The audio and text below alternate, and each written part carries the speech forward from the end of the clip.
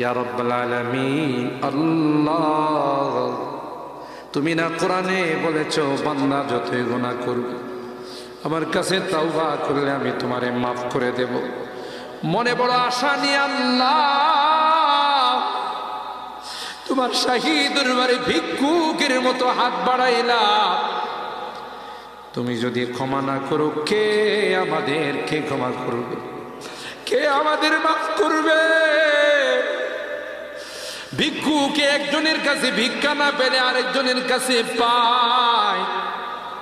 এক দুয়ার থেকে বিতাড়িত হলে আরেক দুয়ারে যায়। তোমার দরবার থেকে যদি মাহরুম হয়ে যায়, বিতাড়িত হয়ে যায়, কার কাছে যাব? কে আমাদেরকে ক্ষমা করবে?